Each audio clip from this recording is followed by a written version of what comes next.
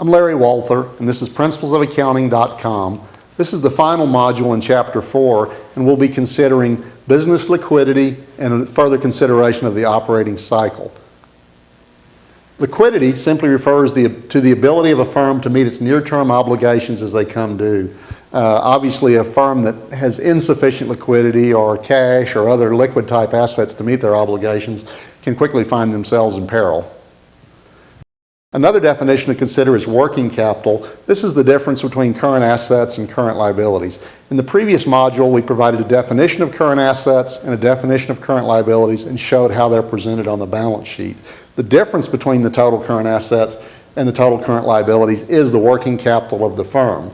Now, you would hope to find a company that has positive working capital, that is to say that its resources that essentially are cash or will convert into cash during the next year or operating cycle if longer are sufficient to satisfy the liabilities that are due or will come due within the next year. But that's not always the case. Firms have alternative sources of liquidity, such as standby letters of credits at banks so that they're able to deal with short-term liquidity crises. Or some businesses have such a fast operating cycle that they don't need to maintain much liquidity. If you think about a hamburger business, for example, typically there's very little inventory, and typically there's very little in the way of account receivable. So daily cash almost cycles right back into cash, so the need to preserve a large cushion of working capital may not be necessary at all, depending on the nature of the businesses. Other businesses that leave money invested for long periods of time in both inventory and accounts receivable may have a greater need to be concerned about their business liquidity. Okay. A business liquidity, while we can measure working capital, current assets minus current liabilities, that's not always a sufficient indicator because obviously a small business would not need as much total working capital as a large business potentially. And so it's difficult to make comparative assessments just in terms of the total magnitude of the working capital. Thus, ratio comparison comes into order. A very popular, very common ratio, in fact you may have already heard of this just coincidentally if you read the business press, is the current ratio. It's a ratio that expresses the relative amount of working capital, that is, current assets divided by current liabilities. Now, recognize that ratios can be manipulated. Let's suppose a business has $10 of current assets and $5 of current liabilities. And suppose that 2 to 1 is viewed in their mind, or maybe in a creditor's mind, as an inadequate current ratio. Well, what would happen if they paid off $4 of current liabilities by using $4 of cash?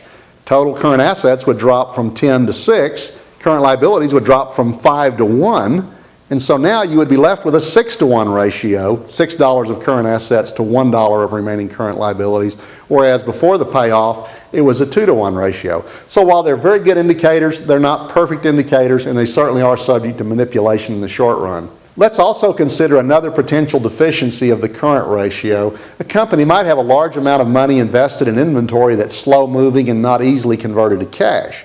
If you calculate or compare current assets to current liabilities, everything may appear fine, but there still may not be enough liquidity in the form of cash and very near quick type assets, very near to cash, like receivables and maybe some short-term investments, to meet the obligations that are coming due because the current assets are held hostage by the inventory that's not moving.